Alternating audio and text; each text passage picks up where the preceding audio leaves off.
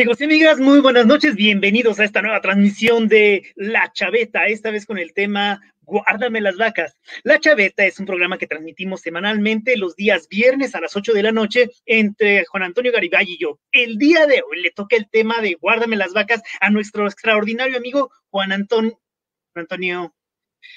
Garibay,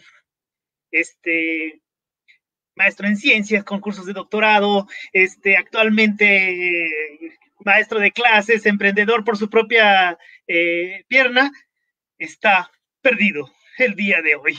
Nos preparó todo el programa, pero se fue a la Ciudad de México y encontró una limusina naranja que lo llevó hasta el lado equivocado de la ciudad. Entonces el día de hoy se está tardando en llegar.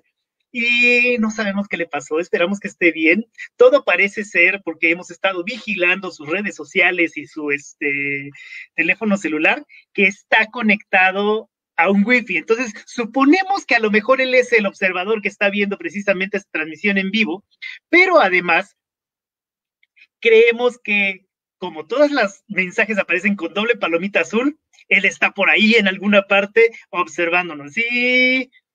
Y creo que, bueno, bienvenido. Hola, ¿cómo estás, mi querido Antonio Gariay? ¿Cómo estamos, hermanito?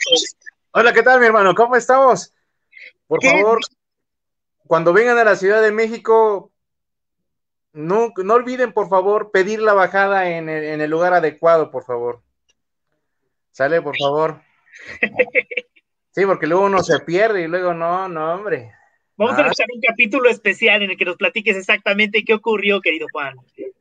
Sí, así es. ¿Cómo están, amigos? ¿Cómo están, Chaveta Livers? Buenas tardes a todos. Bienvenidos aquí a un episodio más. Bienvenidos a un episodio más de La Chaveta. Y el día de hoy nos toca cuestionar, preguntarle y dejarnos empapar por la sabiduría y el conocimiento de Juan Antonio. Entonces, ¿qué nos dices, maestro? ¿De qué se trata el día de hoy? ¿Qué vamos a ver? ¿Qué vamos a hacer? Bien, pues el día de hoy les traigo un tema que está muy relacionado con la primera transmisión que hicimos, que fue sobre la respuesta inmune. El día de hoy traemos un tema que se llama la vacunación. El día de hoy traigo una serie de datos históricos que yo, la verdad, honestamente, yo no sabía. Sí, lo desconocía, pero aquí estamos para cultivarnos científicamente. Aguanta. ¿Cómo es posible que una persona altamente formada, con formación científica, que todo el tiempo esté estudiando y que precisamente sus temas tienen que ver con la salud, dice que de lo que va a hablar el día de hoy no sabía? ¿Cómo se prepara un profesional, un científico, para hablarnos de algo tan delicado como lo de las vacunas del día de hoy? Platícame de eso. Bueno, es que, mira, hermanito, resulta que a lo largo de la licenciatura y de la maestría, obviamente, nos enseñan temas así muy específicos. Y bueno, ya posteriormente, con base en eso, como que nos dan las herramientas para poder estudiar otros temas, ¿no? Y entonces el tema que vamos a presentar no es que no lo sepa, pero digamos sabía algunas bases, pero algunos aspectos históricos no lo sabía. ¿Sí? Por ejemplo, bueno, vamos a ir dando muchos puntos históricos acerca de la vacunación en nuestro país. Así es, hermanito. Bien. Vale. Estoy de acuerdo. Tengo entendido, ¿mande usted? Ajá, continúa, amigo. Tengo entendido que el día de hoy nos preparaste esta charla pensando en 6 aspectos distintos. Así el día de hoy vamos a hablar acerca de la historia de las vacunas, cómo surgieron, de dónde salieron, cómo es que nos dimos cuenta que se podía hacer esto y quién las generó.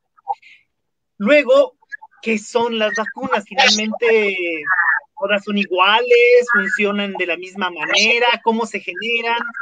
Y luego un poco sobre lo que es la vacunación en México. En México se tomó como una política de salud pública, es decir, una forma de atender a toda la población para traer bienestar a nuestra gente. Entonces es muy importante saber cómo se estructura, qué es lo que hacen, qué es lo que tenemos que hacer.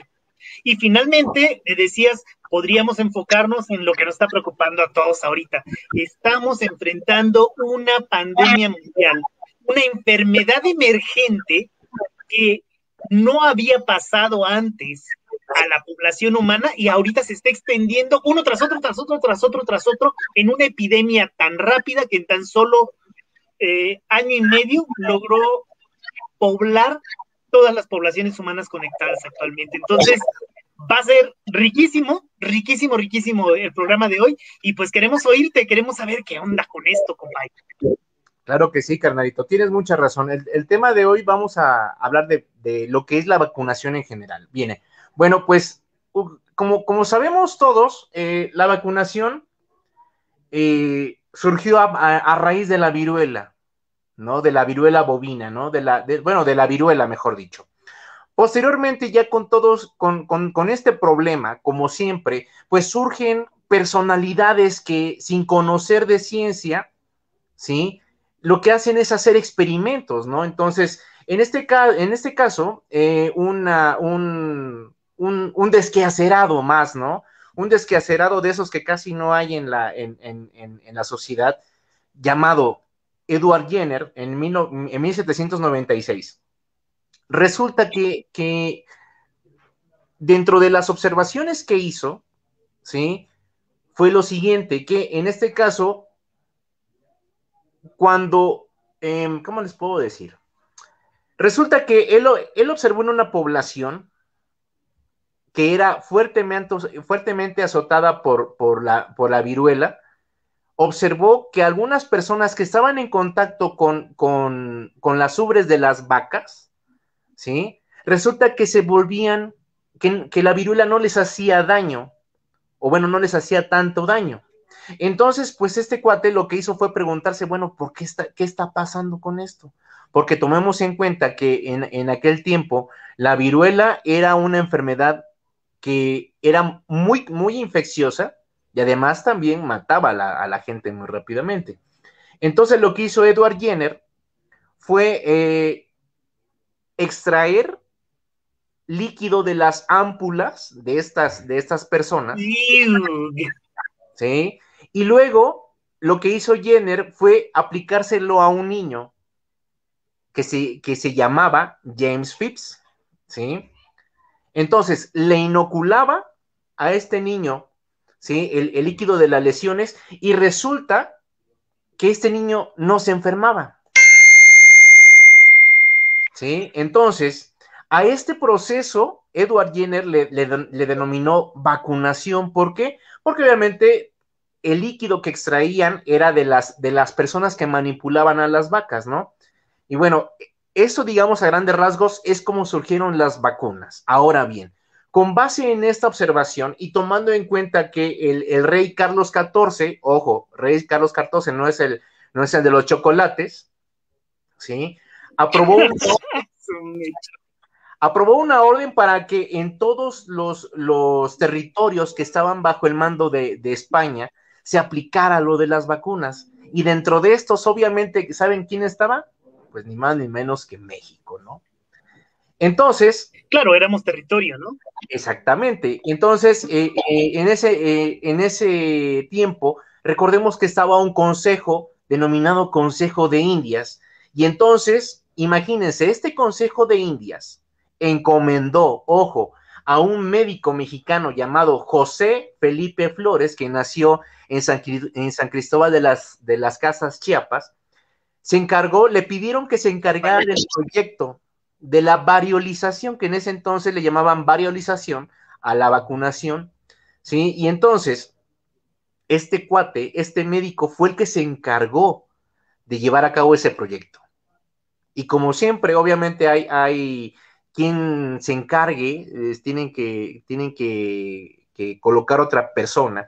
Y en nuestro país era ni más ni menos que el médico Francisco Javier de Balmis, que era un cirujano muy prestigioso, muy prestigiado, y entonces a este cuate le dijeron, ¿sabes qué? Tú te vas a encargar de la vacunación en México. Y entonces, el día 25 de abril de 1804, llegó Francisco Javier de Balmis, ¿sí? a Cisal, Yucatán. Y entonces, obviamente, este cuate llegó con con todo un arsenal de niños, que en ese entonces le llamaban expósitos, que eran niños que habían estado en contacto con las ubres de la vaca, ¿sí? Y que obviamente a esos niños los utilizaban para extraerles el líquido y ese líquido inyectarlo en las personas. Aguanta. O sea, eran como los portadores de la vacuna. Exactamente, O sea, carnalito. tú, chavito, estás produciendo, ya estás bien enfermo, ¿no? ¿Estaban enfermos o nada más eran así como que ya les había dado?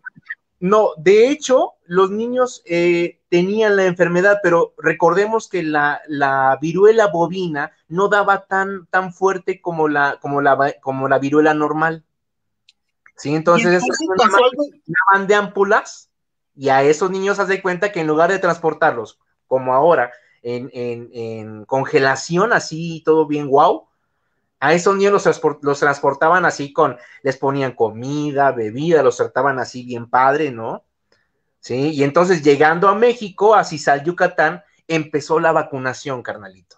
Pero, a ver, literal, le sacaban pus de las ámpulas y así se las metían a otra persona. Exactamente, Y carnalito. ya con eso ya tenían inmunidad. Ya con eso, ¿qué es lo que pasaba? ¿Se enfermaba la gente? ¿Ya no se enfermaba? Bueno, ¿Sí se infectaba? ¿No se infectaba? pero lo que pasaba es que la enfermedad ya no daba tan fuerte, ya no había tantas muertes, por así decirlo. Recordemos que en aquel entonces la viruela, que se le llamaba aquí en México cocolistli, según mis referencias, había ya matado a mucha gente. Y entonces, por ejemplo, ya cuando se introdujo lo que fue la vacunación como tal, ya disminuyó las muertes en la población, disminuyeron las muertes en la población. ¿Sí? Y así estuvo. Entonces, Así con es. lo que dices, llevamos aproximadamente un poquito más de 200 años de historia de las vacunas. Así es, carnalito. No Así. manches. Y ¿Sabes qué obviamente. me impresiona? Que las vacunas son más viejas que el empleo.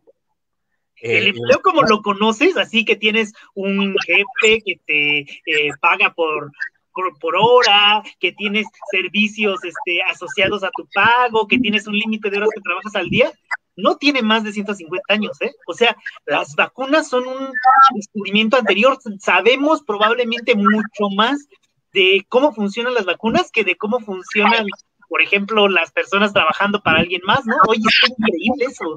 Sí, la verdad, a mí la verdad me sorprendió bastante porque obviamente esto marcó tendencia porque ya posteriormente, ya médicos, ya como tal médicos, como el doctor Eduardo Lisiaga, en 1888, ¿sí? Trajo algunas cepas del Instituto Pasteur contra el virus de la rabia. ¿Y qué crees, carnalito? Esa vacuna de la rabia la aplicó en un niño que se llamaba, Isidro Delgadillo, el cual fue mordido por un perro rabioso. Le mordió este perro y luego el doctor Lisiaga dijo, vas que te quedó jabón, ¿no? Luego lo inyectó y ¿qué crees? Le salvó la vida, carnalito. A ver, eso está increíble porque, por ejemplo, pues con la primera enfermedad que nos decías, cuando los aplicaban, se lo aplicaban de forma preventiva, Sí. ¿no? La vacuna era antes de que se enfermaran y funcionaba. Las personas ya no les daban síntomas más fuertes, podían tratarlas más fácilmente y sobrevivían a la enfermedad. Mientras que en el caso de la rabia, como tú nos dices, la vacuna funciona incluso si te acaba de morder el perro que te puede transmitir la rabia y te inyectan de inmediato, ya no presentas la enfermedad. ¿Es tan rápido el sistema inmune o es muy lenta la enfermedad de la rabia? ¿Cómo es esa onda? Bueno, en este caso lo que hace las vacunas es estimular el sistema inmune. Ahorita vamos para allá. Ahorita estoy dando como la introducción, el contexto. También hay que destacar que por ejemplo, esta vacuna de la rabia generó lo que en ese entonces se le llamaba el Instituto Antirrábico Nacional, que hizo campañas a nivel nacional, ¿sí? Hizo campañas a nivel nacional para vacunar a las personas y a los perros, imagínate, ¿sí? Actualmente no incluso ya vacunamos a las después personas contra la rabia, ¿no? Actualmente no vacunamos a las personas contra la rabia de forma preventiva. Vacunamos solamente a los perros, ¿no? Digo, actualmente no vacunamos a todas las personas contra la rabia. Vacunamos a los perros, que son los transmisores. Exactamente, carnalito. Eso Fíjate, es lo que se hace. Hace no es cierto. Hace como 7 años, creí que eran un par de años, pero no. Hace como 5 o 6 años, estábamos trabajando un proyecto de investigación con rabia. Bueno, no es cierto, con murciélagos. Pero existía el riesgo de que los chicos que estaban trabajando con los animales fueran mordidos varias veces por estos animales. Y como no hay una vacuna preventiva, es decir, no hay un esquema de vacunación preventivo, lo que hicimos fue dirigirnos a salud en México. En México está garantizado que todos los mexicanos tienen derecho a la vacuna como forma de prevención en caso de que sean mordidos por un perro, ¿no? Entonces, en ese entonces lo que tuvimos que hacer fue agarrar las normas oficiales mexicanas y los reglamentos de vacunación para poder establecer salud estatal. Vamos a hacer esta investigación, somos estas personas y vamos a estar expuestos a que nos pueda morder un animal silvestre que pueda tener rabia. Y entonces nos pusieron la vacunación sin que nos hubieran mordido los animales todavía. Eso fue increíble porque ni siquiera los trabajadores de salud en ese entonces lo sabían, que se puede solicitar, que está previsto en la ley que se solicite. Sí, ajá. Y después de las vacunas nos pidieron que regresáramos para tomarnos muestras de cómo estaba reaccionando nuestro cuerpo para garantizar que estábamos creando inmunidad. Ahorita que estabas platicándonos de eso, me acordé de eso y dije, no hay que dejarlo escapar, hay que decirlo en este momento. Sí, y de hecho, como comentas, y revisaba yo mis datos, o sea, todos tenemos derecho a la vacunación. Es nuestro derecho por ser mexicanos. Sí, entonces, si tú, por ejemplo, incluso, imagínate, si tú vas de un país a otro país en el cual existe, es digamos endémico para algunas enfermedades, sí, lo que te ¿Qué significa endémico? Porque las personas que nos ven no todas son muy bien. Bueno, de formación médica. Yo quiero ir a la India. Y recordemos que en la India, además del COVID, que ahorita es centro de atención mundial, aparte de COVID, por ejemplo, está, la tuberculosis, que es un país en el cual existe mucha frecuencia, mucho número de enfermos de tuberculosis, de, por ejemplo, neumococo, etcétera, ¿no? Entonces, lo que te piden, por ejemplo, yo sí quiero ir a la India, los consulados me piden que yo me ponga las vacunas contra esta enfermedad, o sea, que yo tenga todo mi esquema de vacunación completo. ¿Sí? Ok. Porque entonces en cada lugar y cada país donde vivimos hay distintas exposiciones a las enfermedades, hay distintos riesgos, ¿no? Sí, efectivamente. Sí, y debido a ese riesgo nosotros tenemos que estar protegidos. ¿Sí? Bien, ahora continuamos. Entonces, nada más recapitulando, Jenner hace el primer experimento de extraer, dijiste, de las pústulas que les formaban a los enfermos de la, de la enfermedad de las vacas, ¿no? De la viruela vacuna, extraía y se lo ponía a las personas para que las personas generaran inmunidad, se enfermaban menos grave, podían sobrevivir. Y después, cuando se enferma el hijo del rey Carlos XIV, ¿dijiste Carlos XIV? Carlos IV. Carlos IV, perdón. Sí. Como él se da cuenta de lo grave que es la enfermedad para su hijo, dice, no, que vacunen a todo territorio español, ya sea lugares conquistados, y entonces empieza en México la primera vacunación. Así es. Y llegó por un chapaneco, nos decías. Por el doctor José Felipe Flores. Y luego se empiezan a crear vacunas más especializadas como la de la rabia, nos decías, se instala el Instituto Mexicano de la Rabia, ¿así se llamaba? Es Instituto Antirrábico Nacional. Antirrábico Nacional. Y hasta ahí vamos en la historia. Hasta ahí vamos en la historia, pero ¿qué crees? Como siempre, ¿no? Sucede de que tienes una solución y ¿qué pasa? Debido al tiempo, obviamente llega otro problema. ¿Por qué? Porque debido a que se utilizaban, por ejemplo, jeringas y no se tenían los cuidados, ¿sí? Que se tienen ahora, empezaron a presentarse enfermedades como la sífilis. Imagínate. O sea, te protegían de la viruela, pero te aparecían, por ejemplo, otras enfermedades como la sífilis, entre otras enfermedades, y esto lo que hizo que en 1921, carnalito, se generara el Instituto Bacteriológico Nacional.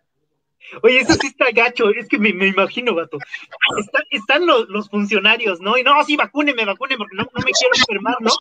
Entonces vienen, estás en la fila, le ponen a los que están ahí, y de repente al cambiar la jeringa de una persona a otra, sales después de la vacunación con sífilis, y como la sífilis es una enfermedad de transmisión sexual, no, ya me imagino, no, ¿qué creen? No, en el que la salud pública debe también considerar que tenemos que tener los cuidados para otras enfermedades de transmisión, no inventes. Efectivamente, y entonces, te digo, ese tipo de problemas crearon una comisión que se llamó la Comisión de Higiene, que obviamente ya dijo, bueno, entonces, si tenemos ese tipo de problemas, que si no tenemos los cuidados, aparecen esos problemas, entonces hay que establecer protocolos, ¿sí? ¿Qué son protocolos? Ya empezaron a decir, necesitamos seguir estos lineamientos que se hagan, por ejemplo, con jeringas estériles, que se hagan con todo material estéril, que se hagan incluso carnalito, el material ya no eran, por ejemplo, los niños, los expósitos. ¿Sí? ¿Y por qué los intercambiaron? ¿Qué fue lo que hicieron ahora? Lo que hicieron fue ahora utilizar, por ejemplo, animales criados en laboratorio. En laboratorio, efectivamente. ¿Sí? Y en lugar de estar cargando con niños enfermos, ya lo podías llevar en una cajita, ¿no? Qué chido. Exactamente, e incluso a los animales, carnalito, ya los trataban mejor, ya les daban, por ejemplo, de comer, les hacían estudios, ¿sí? Entonces, obviamente, todo esto fue un boom en nuestro país. ¿Y todo esto, sabes dónde fue llevado a cabo? No sé, ¿también en la península? En la península de Yucatán, exactamente, en Mérida. Eso fue en 1912. ¿Sí? Ok, ya llevamos entonces 100 años de historia, para 1912, 100 años de historia de las vacunas en existencia. Efectivamente. Y hasta después de 100 años de estar practicando poner vacunas, fue que se empezaron a crear medidas de higiene para evitar que se transfirieran otras enfermedades. Así es. Y de hecho, por eso nuestro país, ¿sí? Nuestro país es uno de los, está dentro del top 10, yo creo que dentro del top 5 de los países que tienen un sistema de vacunación impecable, la verdad, ¿sí? Bien, entonces te decía, con todo esto, la Comisión de Higiene se convirtió ya en una institución como tal, en el Instituto de la Higiene o de Higiene, que ya obviamente debido a la presencia de otras enfermedades como el sarampión, como el tétanos, la difteria, la tosferina, entre otros, ya empezaron a generar aquí las vacunas, ¿sí? E incluso en 1960, el doctor Albert Sabin, ¿sí? En el que, digamos, estaba trabajando en el Instituto Nacional de Virología, aquí en nuestro país, ya generó lo que era la vacuna, la trivalente antipoliomielítica, ¿sí? Okay. ¿Por qué es importante esa vacuna? ¿Qué tiene de diferente con las otras? ¿O por qué dijiste, a ver, aquí hay algo importante que decir la vacuna Sabin? Sí, porque ya si te das cuenta, con la vacuna trivalente, ya se utilizó por primera vez una misma vacuna para combatir diferentes enfermedades. En este caso fueron 3, ¿sí? La trivalente antipoliomielítica se encargaba ya de prevenir contra 3 enfermedades. En una sola dosis, en una sola inyección. En una sola dosis. Y ya con esto se mejoró y se estableció la vacuna DPT, que es la vacuna que protege contra difteria, tosferina y tétanos. ¿Sí? Venga. Así que te digo... Entonces, básicamente, en un periodo de 150 años, pasamos de sacar líquidos vivos de los animales para inyectárselos a las personas y que no se enfermaran tan feo, a crear un refinado que es capaz de protegernos de más de 3 enfermedades distintas a la vez, que además no tienes riesgo de contraer otra enfermedad aparte cuando te la aplican, y que te protege en caso de que vayas a sitios en donde haya esa enfermedad, ¿no? Está cañón, o sea, está cañón, es como si estuviéramos aprendiendo a mejorar nuestro cuerpo, ¿no? Somos como que una versión aumentada de los humanos. Así es, carnalito, estás en todo lo correcto. Sí, entonces si te das cuenta, nuestro país, te digo, a mí lo que me sorprendió fue que en nuestro país fue uno de los pioneros en la vacunación, porque obviamente a la población azotaban enfermedades bien fuertes, como por ejemplo el sarampión, sí, la tosferina, la poliomielitis, por ejemplo, entre otras, que obviamente esto ya permitió incluso el mejoramiento de vacunas. Ya, por ejemplo, en el 98 se estableció la vacuna SRP, que es la vacuna que protege contra sarampión, rubiola y parotiditis. ¿Sí? Y obviamente... Y 88 es hace apenas 30 años.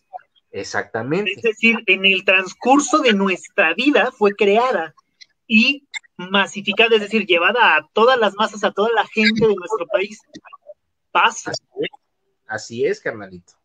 O sea, esto de hacer vacunas no es algo nuevo. Llevamos 200 años haciéndolas y cada vez las vamos mejorando. A ver, platícanos un poquito más. ¿Qué son las vacunas o cómo está esa onda? Ok, vamos a esa parte. Una vacuna, por definición, es una preparación elaborada, digamos, que tiene cuatro principales componentes. Uno, antígeno. El antígeno, vamos a entender al antígeno como porciones de los microorganismos que van a estimular a nuestro cuerpo, a nuestro sistema inmune, a generar anticuerpos. ¿Estamos de acuerdo? Como vimos hace dos programas, nuestro cuerpo, cuando entraba una bacteria, montaba un sistema inmune, montaba una respuesta inmune, y una de estas respuestas inmunes, que era la adaptativa, se encargaba de generar anticuerpos. Entonces, una vacuna lo que hace es estimular la presencia de anticuerpos en nuestro organismo. Para eso se inyecta un antígeno. Y obviamente este antígeno está disuelto en agua, principalmente, ¿sí? Como sabemos, es el disolvente universal, pero también, por ejemplo, lleva adyuvantes, que son sustancias químicas que se van a encargar de potenciar la respuesta inmune de nuestro cuerpo. ¿Sí? Ok, o sea, básicamente llevan el trozo de microbio que hace que nuestro cuerpo reaccione, ¿no? Exactamente. Pero además el coadyuvante es para que el cuerpo reaccione mejor o más rápido. Más rápido, son las dos partes que forman a la vacuna. Sí, no, pero nos dijiste que eran 4 partes, apenas van las primeras 2. Van las 2 primeras. Antígeno y coadyuvante. Así es. ¿Qué más llevan las vacunas para su fabricación? Obviamente, lo que llevan también son conservantes y estabilizantes, porque recordemos que las vacunas las podemos mantener, digamos, almacenadas en refrigeración y tienen cierto tiempo de vida. ¿Sí? Entonces, ese tiempo de vida se lo dan lo que son los estabilizantes y también los conservadores. Entonces, mis niños, como les digo a mis alumnos, a todos los que les doy clases, entonces, mis niños, si nos damos cuenta, no hay ningún componente, no hay ningún chip, no hay no hay nada que se comentan en las redes sociales, ¿sí? Y si nos ponen un chip, yo solamente espero que nos depositen saldo, ¿no, amigo? Oye, quiero saludar a mi amigo Iván, que está conectado y nos está viendo, está reaccionando, a todas las personas que nos ven, tanto en la transmisión en vivo como en la repetición que queda listo. Afortunadamente, esto es un podcast, entonces puedes disfrutar de la explicación completa acerca de este episodio que se llama Guárdame las Balas. Hasta ahorita hemos platicado de dos cosas acerca de las vacunas. La primera es cómo surgió la idea de que podíamos utilizar un agente externo para prevenir enfermedades transmisibles. Y luego, cómo es que toda esa tecnología se fue mejorando, desarrollando cada vez más para utilizarla en nuestro país a gran escala. Y nos decías, nuestro país de repente se volvió en un ejemplo internacional de cómo hacer una protección de toda la población. Y está increíble porque iban dos cosas. Una, ¿cómo le ponemos la vacuna a todos? Dos, ¿cómo eliminamos los riesgos de otras infecciones, ¿no? Entonces, para que no les pasamos enfermedades, surgieron las medidas de higiene, de prevención, de cuidados. Y tres, un esquema de vacunación que además decía en qué orden debían desarrollarse, ¿no? Así es, carnalito. Y ahorita estamos hablando de qué son las vacunas en realidad. Y nos decías, actualmente las vacunas se forman con cuatro partes, o de cuatro componentes. Un antígeno, que es el trozo de microbio o de microorganismo que te puede hacer daño y que hace que tu cuerpo reaccione. Un adyuvante, que le dice a tu cuerpo, sí, aquí está, yo te lo traje, pégale, ¿no? Ándale, efectivamente. Un conservante, que es para que eso no se descomponga y pueda durar lo más que se pueda la vacuna, ¿no? Para que la podamos guardar, para que la podamos transportar y para que cuando se la apliquemos a la persona esté en su mejor estado. ¿Y cuál era la cuarta parte? El cuarto era el conservador, porque obviamente debe llevar un conservador, todo esto disuelto en agua principalmente. ¿Ok? Padrísimo. Entonces, esas son las vacunas. ¿Qué más nos puedes decir sobre el plan de vacunación? Ahorita vamos para allá, carnalito. Antes hay que hablar acerca de los tipos de la vacuna. Paso. Los tipos de vacunas, porque obviamente existen diferentes tipos de vacunas. Existe, punto número 1, en donde se utiliza el patógeno íntegro. Ese microorganismo que nos genera enfermedad es el que nos inyectan de manera íntegra como tal. O sea, completo. Completo, pero ojo, exactamente, pero ojo, este patógeno tiene que ir inactivado, ya sea por calor, es decir, se destruye básicamente por calor. Entonces, completo pero muerto. Exactamente, completo pero muerto. Luego, por ejemplo, también se utilizan los patógenos que nada más están medios adormilados, ¿sí? Ok, esas son dos opciones. Que agarres el patógeno completo y lo mates, o que lo adormiles. Sí, que lo duermas y lo inyectas. Obviamente, aquí sucede algo bien curioso, carnalito, y que sí quiero yo comentarle a nuestros chaveta livers, que para dormirlo, lo que se hace es que básicamente, haz de cuenta que yo tengo un virus. Tengo este virus, ¿no? Obviamente para esto, a los virus hay que extraerlos de las muestras, hay que cultivarlos, ¿sí? Hay que pasarlos por células, pero ¿qué es lo que pasa? Que yo lo que hago es que a este virus, que lo extraje de una muestra, por ejemplo, de humano, ahora lo someto a que infecte, ¿sí? Células de pollo. Ok, o sea, agarramos algún modelo animal, vamos a decirle así. Obviamente, ¿no? Exactamente. Entonces, este virus infecta a las células de pollo. ¿Sí? Okay. Bueno, para eso utilizan células del cerebro. Les extraen el cerebro a los pollos y ¿qué es lo que pasa? Que los inyectan. Entonces, ¿qué es lo que hace este virus? Obviamente se está replique, lo extraen y lo vuelven a inocular en células de pollo y así les dan como unos 20 pases. ¿Sí?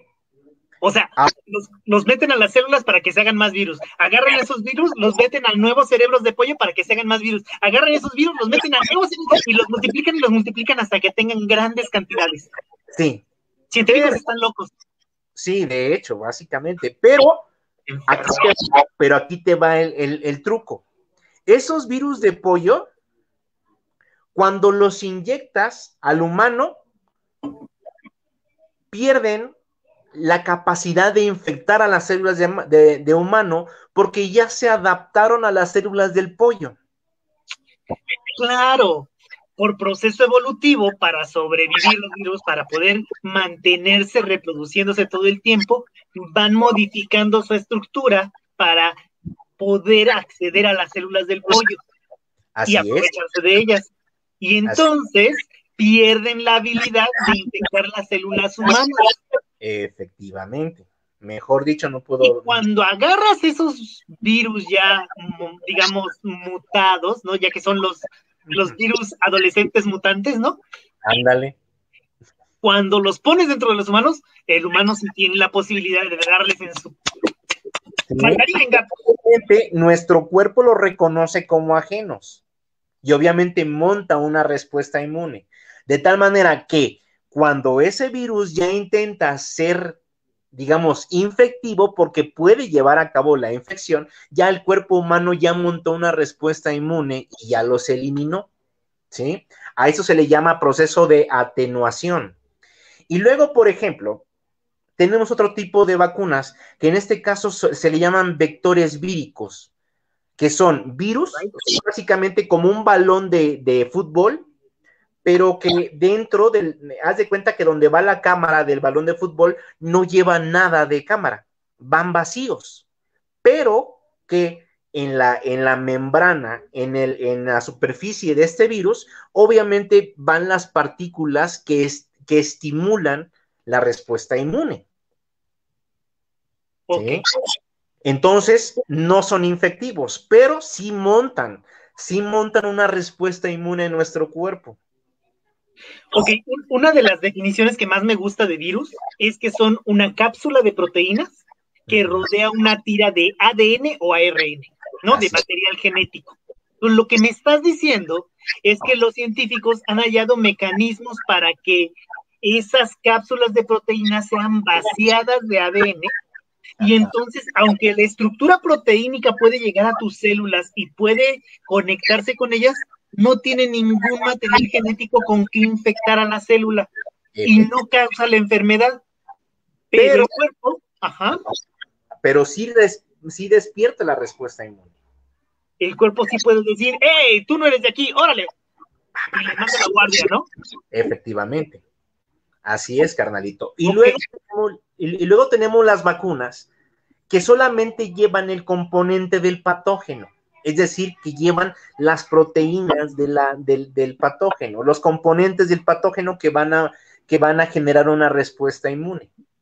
¿Sí? Es decir, se puede trozar al microbio, ya sea a la bacteria o incluso si es un agente patógeno como un virus, ¿no? Así es. En partes que no hacen daño, y esas partes son las que se utilizan como antígeno en las 4 partes de la vacuna. Exactamente. Así es. Chómpate. O sea, y yo me imagino que cuando estaban pensando en cómo hacerle, todas estas formas distintas son cómo le hacemos para que sea cada vez más pequeño la posibilidad de que las personas se enfermen cuando les damos una vacuna, ¿no? Exactamente. Para que les haga menos daño, para que las personas reaccionen con una mejor respuesta inmunológica. Así es, carnalito. E incluso, dentro de los componentes que estimulan, por ejemplo, a la respuesta inmune, también están las toxinas. ¿Toxinas? Exactamente. ¿Qué son toxinas?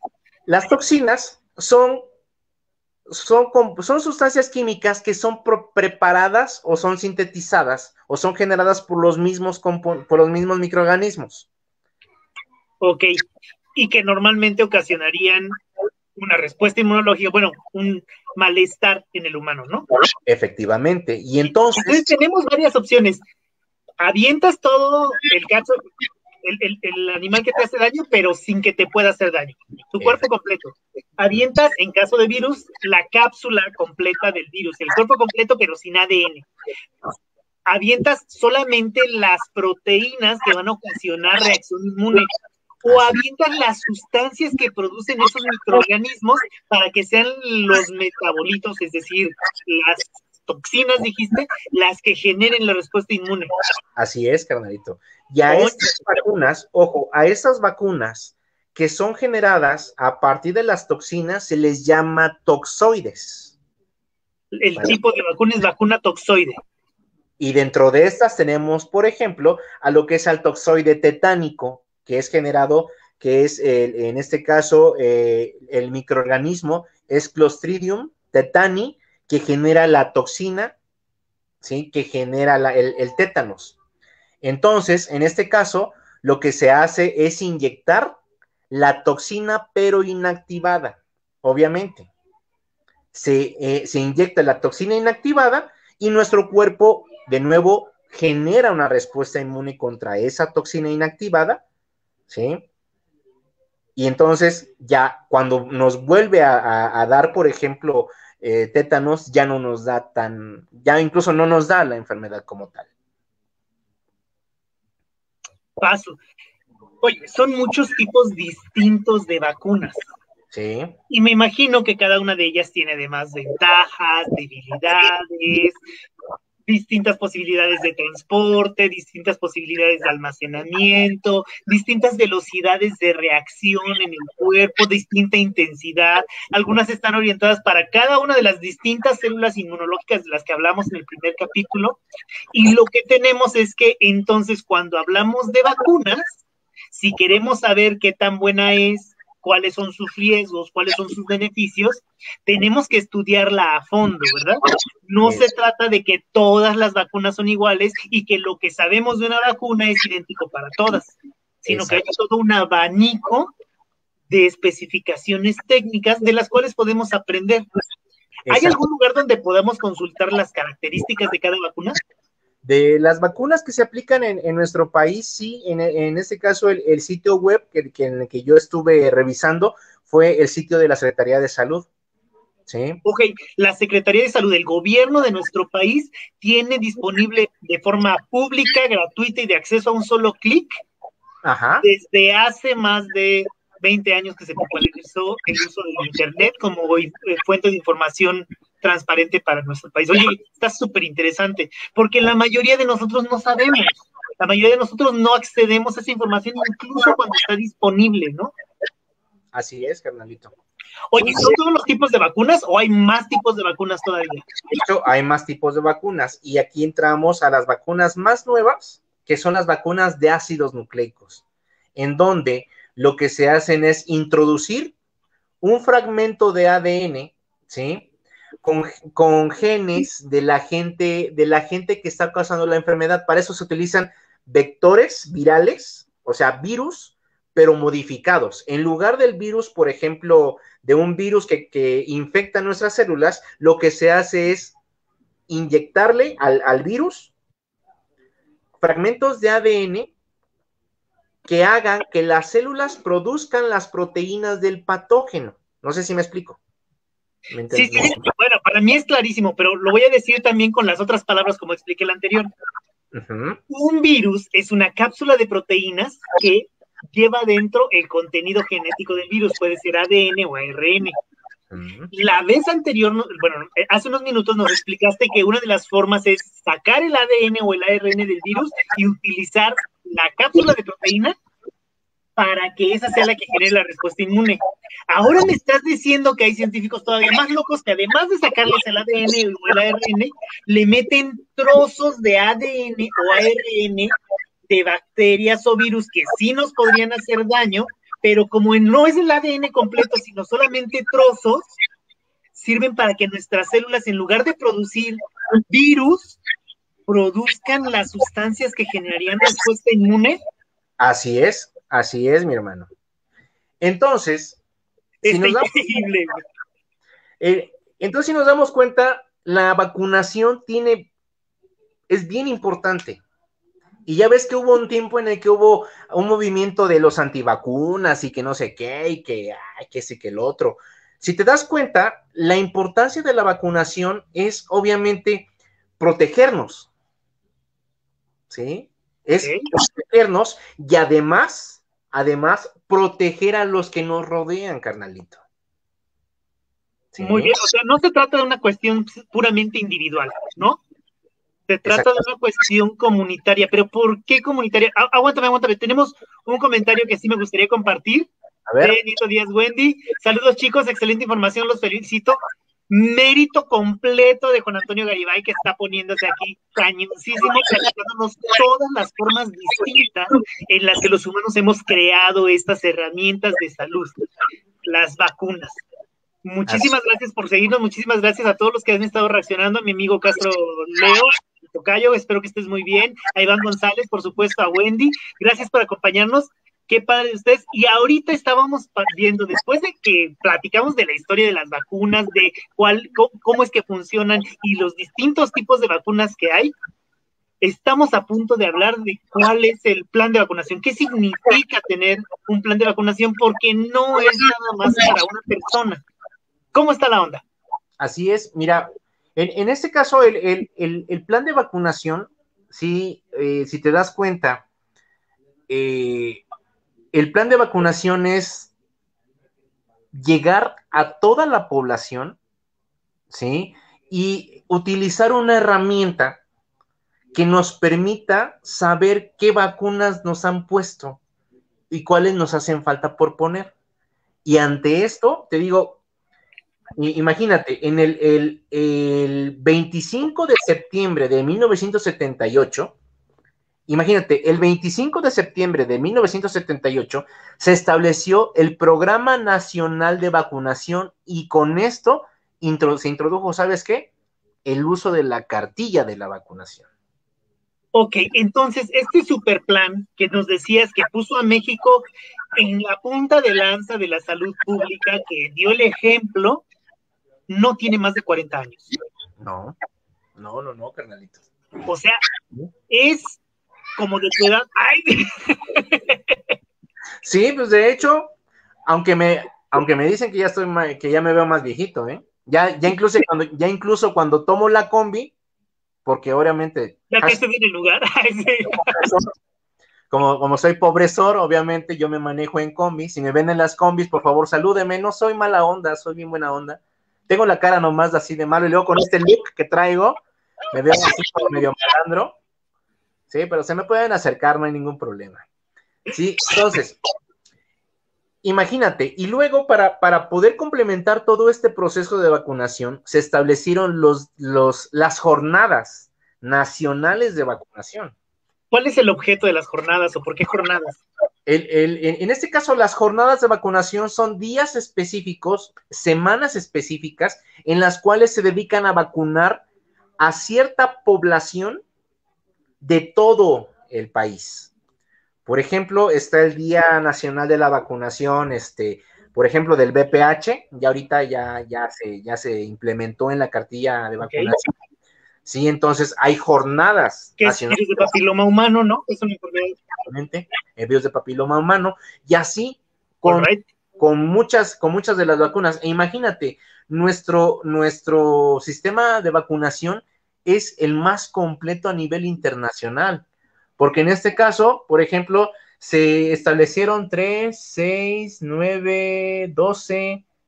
Imagínate, nuestro esquema nacional de vacunación contempla 12 vacunas, obviamente con sus vacunas, con sus primeras vacunas y sus refuerzos. ¿Sí? ¿Qué son refuerzos? Ok, voy para allá. Un refuerzo, haz de cuenta que bueno, tú tienes una nena, Leili, a quien le mando un saludo a Leili.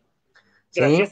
Está Elías, por ejemplo, cuando los llevamos a vacunar. Feliz Día del Niño, Elías, feliz Día del Niño, Leili, que estén bien bonitos. Les queremos mucho.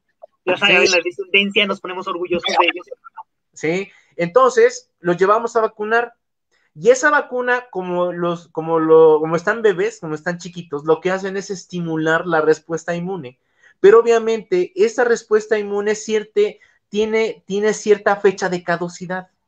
Y entonces, en cierto momento, necesita un refuerzo, es decir, volver a despertar ese sistema inmune, ¿sí? ¿Para qué? Para que ya para que, digamos, monte una respuesta inmune cuando ya nuestro cuerpo ya es maduro inmunológicamente hablando. Ok. A ver si entendí. Cuando te vacunan por primera vez, generas una respuesta inmune que te hace resistente a la enfermedad. Así Pero es. si pasan los años y llegas a la edad madura en donde uno se pone bueno ni apreciable, el problema es que esa respuesta inmunológica empieza a disminuir, porque no te has enfermado de esa cosa, ¿verdad? Sí, así es. Ok, la pregunta con tirabuzón es, ¿y si no te has enfermado de esa cosa? ¿Por qué te tienes que vacunar de nuevo con un refuerzo? Para poder evitar que te vuelvas a enfermar. ¿Sí? Recordemos que las vacunas lo que hacen es estimular, es preparar a nuestra respuesta inmune.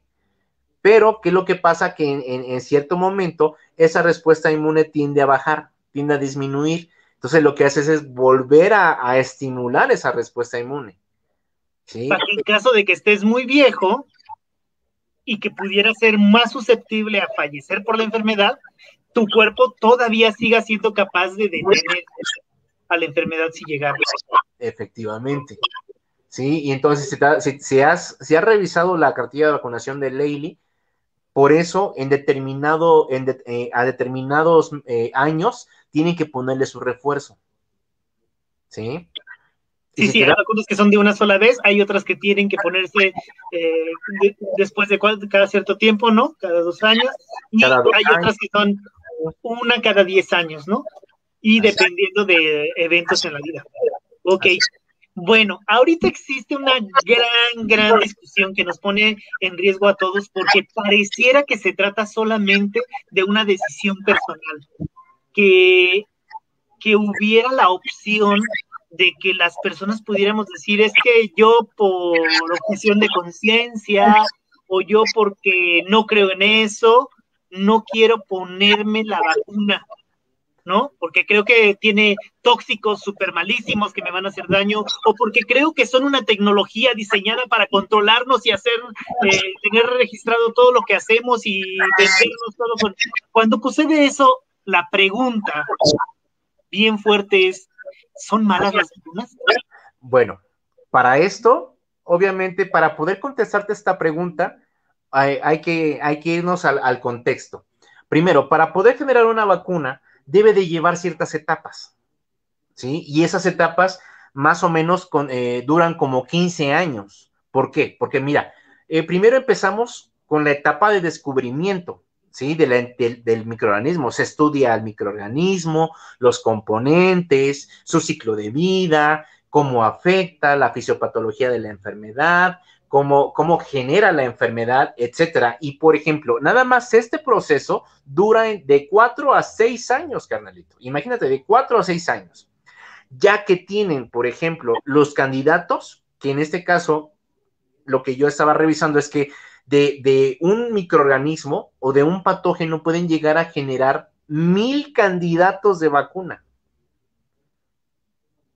1000 candidatos de vacuna. Y posteriormente, a partir de estos 1000 candidatos de vacuna, inicia lo que es la etapa preclínica, que es el uso de animales para evaluar cada uno de estos 1000 candidatos de vacunas. ¿Sí? Y, por ejemplo, en estos animalitos, que son ratones, conejos, se estudian, por ejemplo, la A ver, cuando dices candidato de vacuna, ¿qué significa? Ok.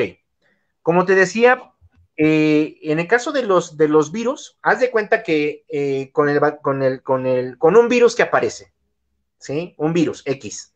Este virus nuevo, es que ese con el COVID pasó algo bien curioso, carnalito, y no quiero confundir a nuestros chavetalibres. Bueno, haz de cuenta que aparece un virus X. Este es un virus X. Lo que hacen los científicos es obviamente estudiar a este virus. Se estudia, por ejemplo, las características físicas, las proteínas que tiene, el ciclo de vida, cómo lleva a cabo la enfermedad, de tal manera que a lo largo de ese proceso se van estudiando incluso procesos clave, como es, por ejemplo, la unión del virus hacia la célula, la replicación del virus, entre otros procesos que son vitales. ¿Por qué? Porque a partir de esos procesos vitales es como se pueden bloquear, por ejemplo, lo que es la enfermedad.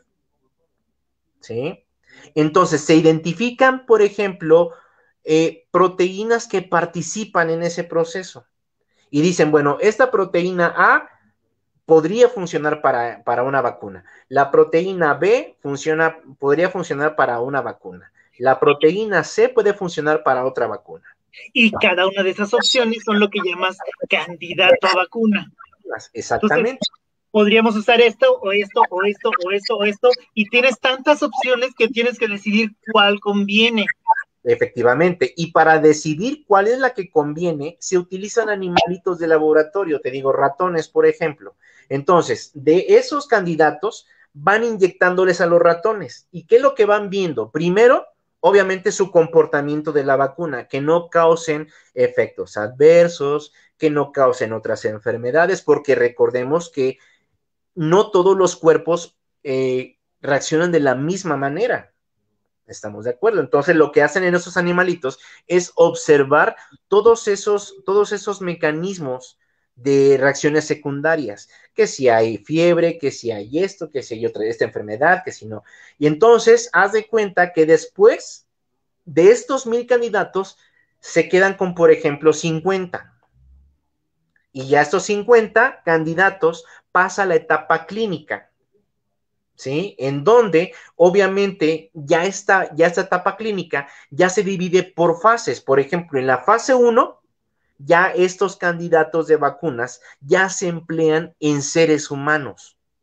Igual, ¿para qué? Para ver la seguridad de la vacuna, que no generen reacciones adversas, que no generen otras enfermedades, entre otras más. Y luego ya en la fase 2, ya por ejemplo de esas 50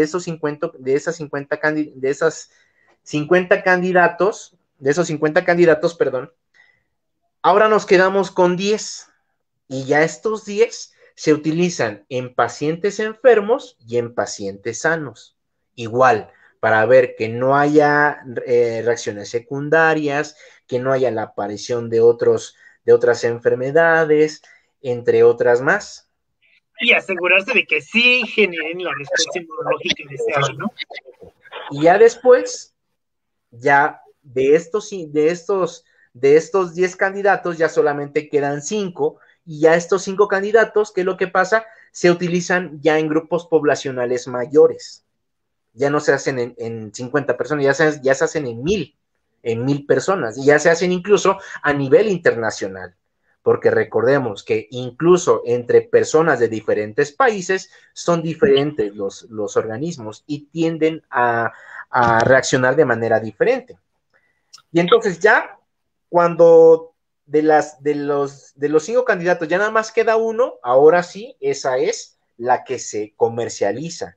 E incluso cuando se comercializa o se aplica, existe un proceso que se llama farmacovigilancia, que es la vigilancia de que la vigilancia de que esa vacuna en población no genere reacciones secundarias o reacciones adversas. Entonces, si te das cuenta... Que es básicamente lo que se está haciendo ahorita, ¿no? Con la vacunación en México, cuando le ponen la vacuna a nuestros adultos mayores, dicen, espérese aquí 30 minutos, necesitamos garantizar que no haya ninguna reacción y que si usted empieza a tener fiebre, a sentirse mal, a tener salpullido, de inmediato lo atendamos. Efectivamente. Y después de eso necesitamos que usted se observe. Así es. Si siente algún malestar, les dan un número para que se comuniquen y donde se atiendan, de forma que todos los detalles que ocurran que puedan ser asignados a la vacuna puedan ser registrados y analizados para prevenirlo. Efectivamente. Ahora, ¿qué pasa? Y lo curioso es que eso pasa con todos los medicamentos, ¿no? Pasa con los medicamentos de patente, pasa con, hasta donde yo sé, la farmacovigilancia es una cuestión permanente, no es nada más, no es nuevo ni es nada más para las vacunas. Así es, carnal. Ahora, ¿qué tiene que ver todo eso con el COVID? Que debido a la emergencia sanitaria, todos estos procesos de las etapas que les estaba comentando y las fases, todo se aceleró. Todo se aceleró. En menos de un año ya teníamos la vacuna. A mí lo que me gusta mucho de este proceso es que además sí se aceleró muchísimo, pero no fue algo así como que con las patas y por las prisas, ¿no? Sino que al contrario, hubo una coordinación bien importante. Por primera vez en la historia del planeta, los capitales económicos y las mentes capaces de analizar y crear una respuesta para esto se coordinaron para trabajar juntos. Así es. Por otro lado, también existe un riesgo que todos debemos estar vigilando, que precisamente esos capitales quizá haya que tenerlos checados, ¿no?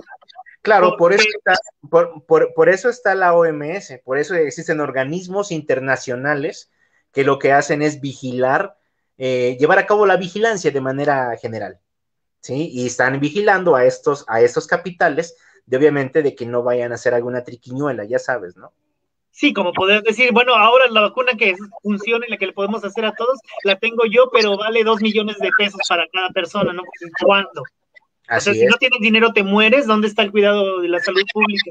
¿Tenemos derecho a que el conocimiento se utilice solamente para las personas que tienen dinero o es un bien para toda la humanidad, ¿no? Sí, o sea, es un rollo bastante fuerte.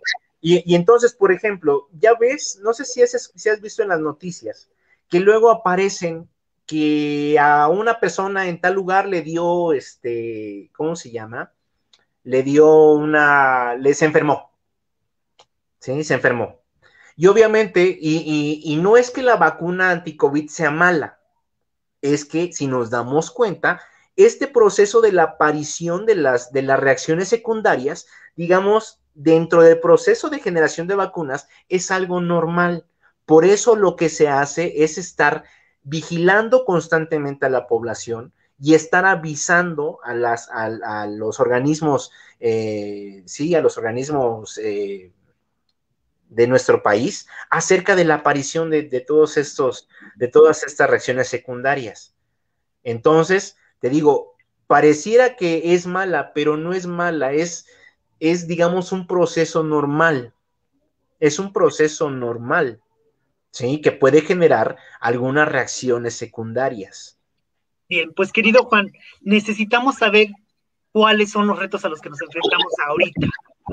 ¿Qué es lo que el ciudadano de pie, qué es lo que el científico y qué es lo que los que nos dedicamos a educación deberíamos tener a la vista en este momento para poder tener una opinión informada? ¿Qué le podemos decir a nuestras familias? ¿Qué le podemos decir a las personas que están buscando asesoría de alguien que tenga herramientas para ello? ¿Cuáles son los retos de la vacunación ahorita? Bueno, yo creo que los retos de la vacunación en este momento es obviamente estimular, ¿sí?, en la población cierto porcentaje de la aparición de la protección, por así decirlo. O sea, que esta vacunación, es que es un proceso complicado, carnal, porque lo que hace la vacunación es proteger. Haz de cuenta que tienes a 100 personas. Y si no vacunas a nadie, obviamente esas 100 personas están, digamos, expuestas a la enfermedad. Pero con la vacunación lo que haces es empezar a proteger, ¿sí?, a las personas que están alrededor de las personas a las que vacunaste, ¿sí? Y por ejemplo, si nos damos cuenta, ahorita al primer personal que se vacunó fue al de primera línea, ¿sí? A los que están en contacto con los pacientes enfermos, por ejemplo, médicos, enfermeras, químicos, etcétera. Entonces, uno de los retos que ahorita se encuentra en nuestro país es generar esa inmunidad ante el COVID. ¿Sí me explico? Entonces, ese es el principal reto, generar inmunidad en nuestra población. Y eso significa que no es que se cuente persona por persona, sino que lo que necesitamos es que si hay 5 personas y llega alguien enfermo, no importa con cuál se contacte, todos detengan la transmisión. Exactamente, carnalito. Eso es lo que busca la vacunación.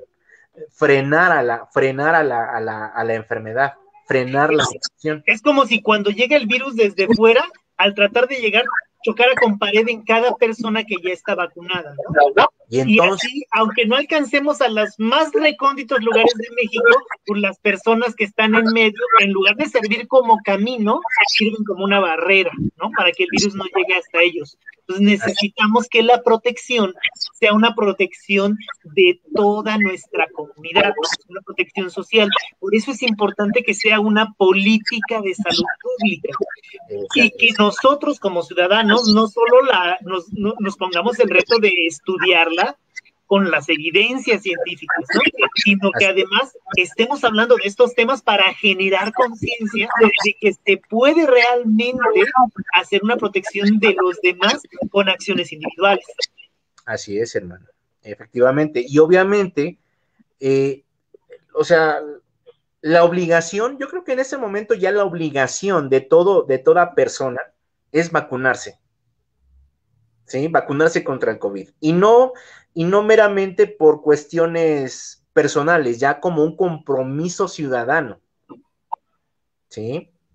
Ya vacunarse como un compromiso ciudadano, porque ya no solamente estás protegiéndote a ti, estás protegiendo, por ejemplo, a tus hijos, a tu esposa, a tu pareja, a tus nietos, bueno, estamos protegiendo a todos. ¿Sí? Pero ojo, obviamente, esto no significa que yo ya me vacuné, yo ya me voy a ir, yo ya no voy a utilizar el cubrebocas, ¿sí? O si no lo voy a traer como hamaca de papada. Oye, no. Pero ¿por qué no significa eso? ¿Por qué si ya me vacunaron yo debo seguir todavía las medidas de protección? ¿Por qué? Porque se pueden presentar algunos cambios. Por ejemplo, lo que está pasando en la India es un riesgo.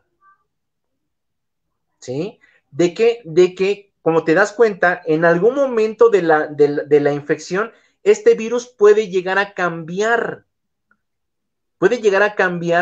Y, por ejemplo, la enfermedad la puede generar mucho más fuerte. ¿Sí?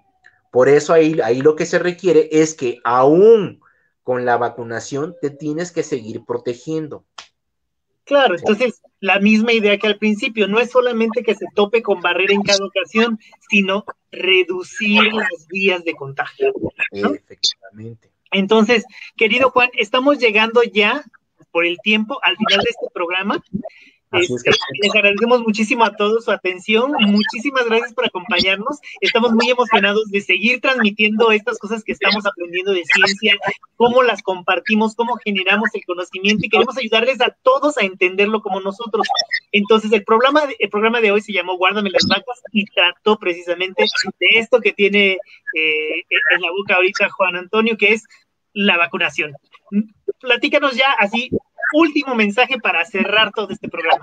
Ok, los que están próximamente a vacunarse, sí, recordemos que ya ahorita ya se inició el registro para la vacunación del grupo poblacional de 50 a 59 años.